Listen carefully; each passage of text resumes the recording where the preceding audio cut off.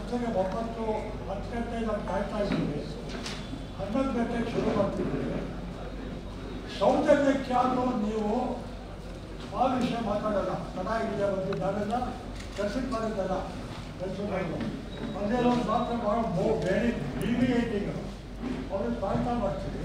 ತಡ ಅದಕ್ಕೆ ಸಮಯ ಕೇಳುವಂಥ ಸೌಜನ್ಯ ನಿಮಗಿಲ್ಲ. ತಲೆಗೆ ಏನೇನು ಗೊತ್ತೇ ನೀವು ಮಾಡ್ತಾ ಇದ್ದೀವಿ ಆಡಾದಿ ಆಡಲಿಕ್ಕೆ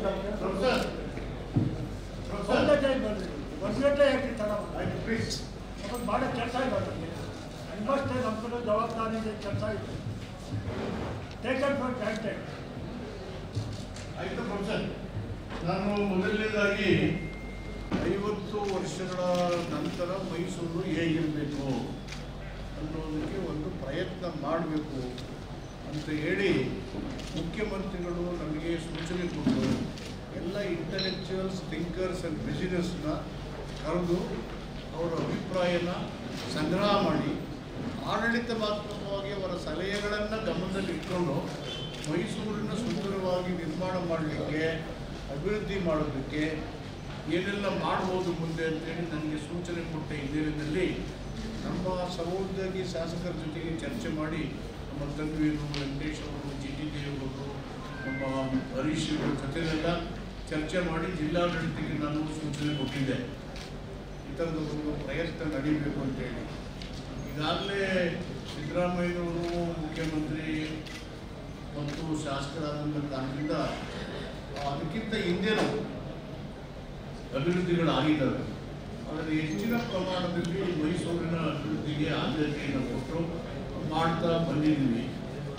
ಈಗ ನಾವು ನೋಡಿದ್ರೆ ಸ್ವತಂತ್ರ ಸಂದರ್ಭದಲ್ಲಿ 35 ಕೋಟಿ ಇದ್ದಂಥ ಜನಸಂಖ್ಯೆ 140 ಕೋಟಿಯಿಂದ ಮೀರಿದೆ. ಆಕ್ರಮಿಸಿಕೊಂಡಿದ್ದಾರೆ.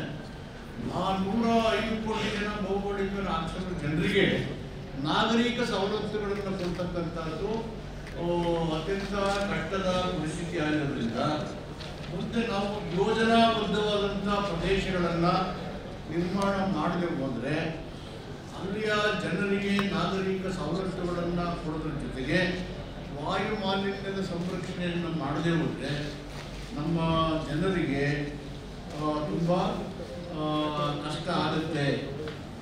ಮೈಸೂರು ದರ ಪಟ್ಟಿ ವೇಗವಾಗಿ ಬೆಳೀತಾ ಇದೆ. ಹಿಂದೆ ಎಷ್ಟಿತ್ತು ಪಾಪ್ಯುಲೇಷನ್ ಅದು 2-3 ಪಟ್ಟು ಬೆಳೆದಿದೆ. ಅದಕ್ಕೆ let us confine to Mysuru and its development as a planned city. ಆ ಕಾರಣಕ್ಕೆ ತಮ್ಮ ಸಲಹೆಗಳನ್ನು ಪಡ್ಕೊಂಡು ನಮ್ಮ ಬಜೆಟ್ಗಳಲ್ಲಿ ಆದ್ಯತೆ ಕೊಟ್ಟು ಯೋಜನೆಗಳನ್ನು ಪ್ರಯಾರಿಟಿ ಮೇಲೆ ನಿರ್ಮಾಣ ಮಾಡೋದಕ್ಕೆ ಈಗ 4-6 ಮುನ್ಸಿಪಾಲ್ಟಿ ಅದು ಮೈಸೂರು ವ್ಯಾಪ್ತಿಯಲ್ಲಿ ಇದ್ದಂಥವು ಮುನ್ಸಿಪಾಲ್ಟಿ ಅದು